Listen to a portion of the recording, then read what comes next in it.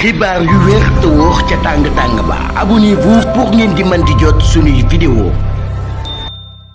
Madiambal Diagne bu muccee ci li nga xam ne nag moom moo di yoonu Sénégal dana nekk loo xam ne lu jaaxal sénégalais yi lay daal di doon ndax jamono ji ñuy àddu ngeen di teewlu lu toll ci ñetti plainte mi ngi nelaw ci ndoddam di plainte ki nga xam ne nag moom moo di premier ministre bu Sénégal Ousmane Sonko di président Pastef waaye itam ak ki nga xam ne moom moo di Diop Taïf nekk activiste bokk ci Pastef les patriotes tamit plainte na ki nga xam ne moom moo di Madiambal Diagne waaye itam ki nga xam ne moom moo di Abdoulaye Sylla di borom Ecotra nekk itam député ci pencum ndeyu réew ma plainte na ki nga xam ne nag moom moo di Madiambal Diagne ñoom ñëpp nag la ñuy toppee ki nga xam ne moom moo di Madiambal Diagne moo di diffusion des fausses nouvelles maanaam fésal ay xibaar yoo xam ne nag wérul benn yoon jamono ji nag ñuy àddu ngeen di teewlu kii di Madiambal Diagne ña nga koy daal di déglu digg tey ji ci 10 heures nag la ñu ko daal di woolu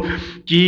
problème am ak ki nga xam ne nag moom moo di premier ministre bu Sénégal ginnaaw kàddu yu juunu yi nga xam ne nag daal dina koy teg ci ndogam waaye itam fésal ay xibaar yoo xam ne nag wérul benn yoon loolee waral nag ñu daal di koy woolu ni ki tey ji foofee ca kanamu attekat ba kon nag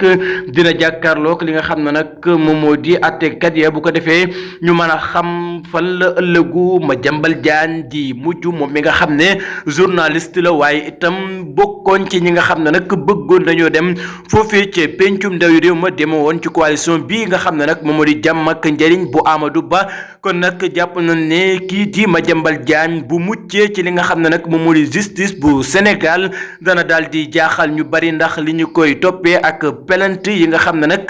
nekk na ci ndoddam dafa daal di takkarnaase bu ne mën nañoo sax wax ne lu toll ci 4 plainte mi ngi ci ak ndoddam ndax ku ne xam ne na le quotidien journal